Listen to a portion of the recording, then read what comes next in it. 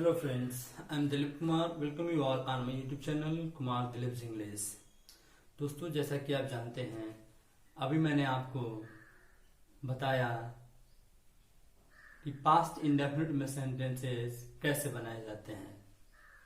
आपने ये जान लिया कि पास्ट इंडेफिनिट में आने वाले हिंदी के सेंटेंसेस जैसे ता था ती थी ते थे क्रिया का अंत होता है तब, चाहे आ ए ई पर समाप्त होता है तब, दोनों कंडीशन में इंग्लिश में D I D did helping verb हमारी हेल्प करती है उस हिंदी के सेंटेंस को इंग्लिश में ले जाने के लिए।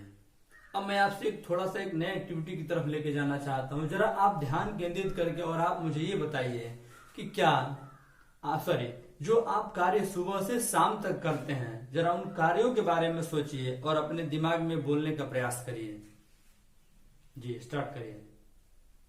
सोचना आपने चालू किया होगा। आप ऐसे ही सोच रहे होंगे कि जैसे मैं कल 4 बजे उठा, उसके बाद मैं फ्रेश हुआ, फ्रेश होने के बाद मैं ब्रश किया, ब्रश करने के बाद मैं टहलने गया, उसके बाद मैं स्नान किया, स्नान करने के बाद मैं कपड़ा धोया, ब्ला ब्ला ब्ला। अब ऐसे ही हिंदी के सेंटेंस को पूरा आपने सुबह से शाम तक कल किया होगा। दोस्तों ध्यान दीजिएगा जरा, आप जो ये क्रियाएं बता रहे थे, ये आपकी क्रियाएं बता रही है कि आप कोई क्रिया आप रूटीन में करते हैं, किसी नियम क्रम से करते हैं। रूटीन माने नियम होता है भाई। आप जब किसी क्रिया को एक नियम से लेके चलते हैं तो आप उसे कहते हैं कि ये मेरा रूटीन है। अब चूंकि किसी बीते हुए समय का रूटीन आप बता रहे हैं, अर्थात आप अपना पास्ट डेली रूटीन बता रहे हैं, मैं अभी आपको बताने जा रहा हूं कि पास्ट डेली रूटीन कैसे बनाया जाता है। ठीक है, तो टाइम एंड टेंस के तहत मैं आज आपको बताने जा रहा हूं आपका past daily routine. Past daily routine मतलब कि आप बीते हुए समय में कोई कार्य कैसे करते थे या कैसे आपने किया। ये केवल यही के लिए महत्वपूर्ण नहीं है। ये देखिए, इसको बताने का मेरा उद्देश्य है कि आप जब पास्ट डेली रूटीन अपना बताएंगे तो एक्शन के जितने भी सेकंड फॉर्म होते हैं वो पूरी तरह से क्लियर हो जाएंगे। क्योंकि आप जब पास्ट डेली रूटीन बताएंगे तो देखिए मैंने क्या बोला, मैं कल 4 बजे उठा, उसके बाद मैं फ्रेश हुआ, देखिए आ ए ई, उसके बाद मैं फ्रेश हुआ, फ्रेश होने के बाद मैं ब्रश किया, ब्रश करने के बाद मैंने चिट्ठा किया, चिट्ठा करने के बाद मैंने फला काम किया, आ रहा है बार बार। अर्थात ये सारे हिंदी के सेंटेंस पास्ट इंडेफिनिट टेंस में हैं। अब प्रश्न ये है कि क्या ये 3 सेंटेंस बना रहा हूं, क्वेश्चन पॉजिटिव और नेगेटिव, तो ये 3 में से किस पर है? पॉजिटिव में भैया। साफ दिख रहा है कि आपने कहा कि मैं ऐसा किया वैसा किया, कहीं नहीं आ रहा है, नहीं किसी प्रकार का उसमें क्या क्यों किसको आ रहा है। अर्थात आपका ये पूरा का सेंटेंस पूरा जो आपने बोला ये क्या था, आपका पॉजिटिव के नियम पर था। ठीक है, तो पास्ट डेली रूटीन बनाते समय हम सबसे पहले अपने आप को रखते हैं, अर्थात सब्जेक्ट अपना बताएंगे तो इसी सब्जेक्ट के जगह पर क्या बोलेंगे, आए। उसके बाद उसमें आई हुई क्रिया का second form, subject plus action second form. अगर ये एक्शन ऑब्जेक्ट लेके आएगा तो आप यहाँ रख दीजिएगा, नहीं होगा तो खाली छोड़ दीजिएगा। एरो ऑफ टाइम होगा तो इसी एक्शन के बाद में रखेंगे आप। ठीक है, जैसे 4 बजे 5 बजे 6 बजे शब्द आएगा तो इस एक्शन सेकेंड फॉर्म के बाद में रख देंगे 80 एट लगा के। Subject action second form full stop. अब हिंदी एक कनेक्ट करने के लिए, अच्छा लगने के लिए, जोड़ने के लिए आप एक कनेक्टर शब्द का प्रयोग कर रहे हैं वहां पर, आफ्टर दैट, AFTERTHAT।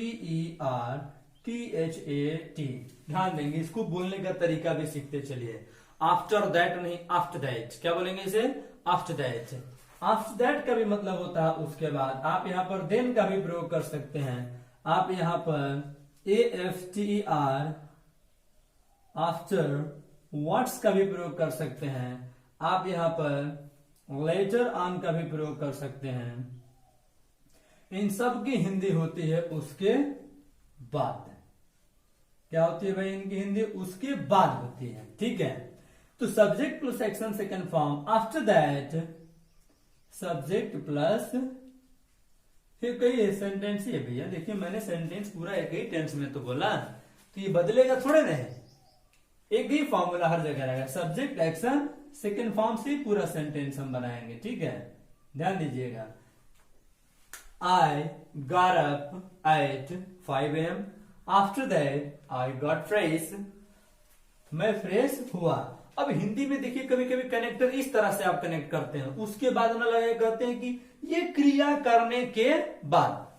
जब हिंदी आप ऐसा कहेंगे कोई क्रिया करने के बाद, नहाने के बाद, पढ़ने के बाद, जाने के बाद, after going, after teaching, after reading, after taking bath, after sleeping, after going to market, after studying, after washing the clothes, after washing dishes, after going there. जहां हिंदी आपकी ऐसे आएगी कि किसी क्रिया को करने के बाद, हम वहां पर आफ्टर तो लिखेंगे लेकिन उस क्रिया को तुरंत लिख देंगे जिसको आप कह रहे हैं करने के बाद, और उसमें इंग लगा देते हैं। कैसे? जैसे देखिएगा, इसको मैं लिख रहा हूं यहां पर। जैसे आप जब आपकी हिंदी आएगी कि किसी क्रिया को करने के बाद, किसी क्रिया को, यहां लिख रहा हूं, किसी क्रिया को करने के बाद। जब आप ऐसा हिंदी बोलेंगे कि किसी क्रिया को करने के बाद, तो ध्यान दीजिएगा हम वहां पर किसी क्रिया को करने के बाद, ये अपने आप में एक सेंटेंस नहीं है, यह एक अपने आप में एक फ्रेज में है, एक वाक्य का छोटा सा अंश है, ये कनेक्ट कर रहा है। और कनेक्ट करने के लिए हम कैसे इंग्लिश में कनेक्ट करेंगे? तो पहले के बाद के लिए होता है AFTR, आफ्टर। केवल आफ्टर की हिंदी क्या होती है? के बाद। अब क्या करने के बाद? जाने के बाद, नहाने के बाद। तो जाना, नहाना, पढ़ना, लिखना, सब क्या है? एक्शंस हैं। तो हम इन एक्शनों को क्या कर देंगे? यहां पर लिख देंगे, लेकिन ING फॉर्म के साथ में लिखेंगे। आफ्टर एक्शनिंग, इस किसी क्रिया को करने के बाद, और फिर आ जाएंगे शुरू वाले फॉर्मूले को आगे रखते हुए। After actioning, subject action second form, later on, subject action second form, after actioning. इसी पर ये पूरा सेंटेंस क्या होगा? चलता रहेगा आपका सोने के समय तक का। जैसे फिर से बोल दे रहा हूं मैं, आपको ध्यान देंगे। I got up at 5 AM. After that, I got fresh. After getting fresh, I brushed the teeth. After then, I flossed the tongue. After flossing tongue, I took bath. Afterwards, I mopped body. After mopping body, I put on clothes. देखिए कैसे setting. ऐसे ही सारी क्रियाएं सुबह से शाम तक जो भी आप क्रियाएं करते हैं, आप सबको इसी में क्या कर सकते हैं? ऐड कर सकते हैं। अब रही बात कि आपके सामने सोच तो लेंगे सोने समय तक की सारी क्रियाओं को, लेकिन आपके दिमाग में होती कि यार मैं तो उनकी हिंदी जानता ही नहीं हूं। यदि नहीं जानते हैं तो प्रेजेंट डेली रूटीन का वीडियो जरूर आप देखिए। उसमें आपकी सारी क्रियाएं जो लगभग आप सभी लोग करते हैं, वो क्रियाओं का फर्स्ट फॉर्म और सेकेंड फॉर्म और थर्ड फॉर्म तीनों मैं वहां पर लिखा हूं। आज जो भी रूटीन बताएंगे, इस रूटीन में हमें एक्शन का सेकेंड फॉर्म चाहिए, फर्स्ट फॉर्म कहीं नहीं लगेगा। ठीक है, तो यदि आप प्रेजेंट डेली रूटीन का वीडियो देख लेंगे तो उसमें सारी क्रियाएं लिखी गई हैं। क्या होता है सेकेंड फॉर्म, आप वहां से नोट कर सकते हैं। नहीं तो फिर आपको मैं एक बार और लिख दे रहा हूं, ऐसे टाइम वेस्ट होगा। फिर भी यदि आप नए होंगे यूजर, तो आप मैं यहाँ पर एक्शंस के फॉर्म लिख दे रहा हूं, ध्यान देंगे। एक्शंस आने वाले रूटीन में आने वाले वो फॉर्म कौन कौन से? जैसे उठना का होता है, गेटअप भी होता है, आज मैं बदल दे रहा हूं। वेकअप, वेकअप का मतलब उठना। सेकेंड फॉर्म होता है वोक, थर्ड फॉर्म होता है WOKEN, woken, wake woke woken. Wake up, woke up, waken up. आपको ये वाला फॉर्म चलेगा रूटीन बताने के लिए। ठीक है, उठना का।